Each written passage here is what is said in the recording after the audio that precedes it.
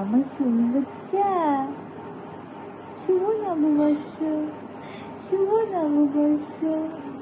ওরে বাবলি আদর করছো মামাকে সুন্দর করে। শুভ নববর্ষ মামা, আমার মামার আজকে প্রথম নববর্ষ, তাই না? তাই তো। গুড মর্নিং, গুড মর্নিং হয়নি তোমার? হয়নি? Good morning. আদর করে দাও মামাকে, আদর করে দাও শুনে করে।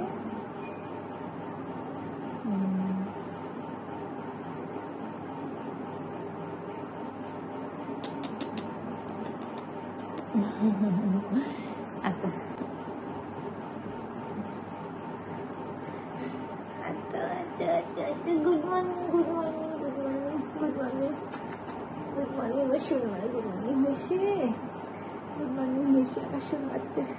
গুড মর্নিং, শুভ নববর্ষ, শুভ নববর্ষ সকলকে।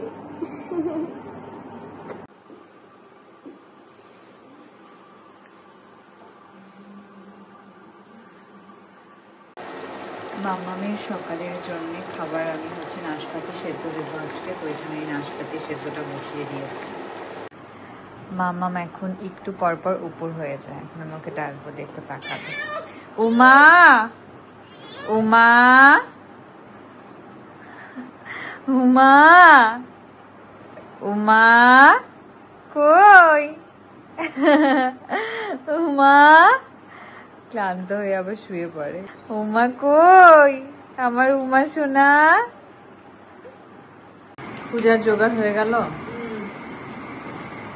ধরবা তুমি দেখো। শুভ নববর্ষ 1432। নতুন বছরের অনেক অনেক শুভেচ্ছা, ভালোবাসা রইল, বড়দের জন্য প্রণাম রইল। নতুন বছর তোমাদের কেমন কাটছে, আবার নববর্ষ কেমন কাটলো সেটা অবশ্যই কমেন্ট করে আমাকে জানিও।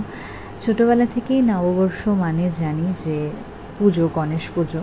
আগে সেটা দোকানে হতো, এখন হচ্ছে বাড়িতে হয়। আর এবার আমার মামামের প্রথম গণেশ পুজো, প্রথম নববর্ষ, যেটা তোমরা প্রথম ভিডিও ক্লিপসে দেখলে। ওরা তো মানে ও তোমাদেরকে কি সুন্দর করে নববর্ষের উইশ করলো। আর এখানে ওকে সুন্দর একটা নতুন জামা পরিয়ে দিয়েছে, এই জামাটাও গিফটে পেয়েছিল। তারপর ওর মামার কোলে বসে প্রথমবার পুজো দেখছে, এনজয় করছে। খুব ঘুমিয়েছিল, যেই ঠাকুরমশাই এসে, ঠাকুরমশাই আসতে বেশ দেরি করেছিল, তো সবটাই জোগাড় হয়ে গিয়েছিল। তো যেই ঠাকুরমশাই আসলো তারপরে মামা উঠে গেছে পুজো দেখার জন্য। একবার মামার কোলে, একবার দাদুর কোলে, দিদার কোলে, সবার কোলে বসে বসে ও পুজো দেখলো।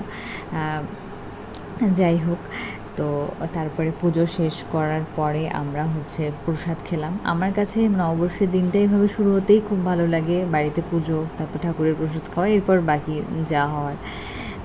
তো এখানে পুজো শেষ করে আমরা সবাই মিলে প্রসাদ খেলাম।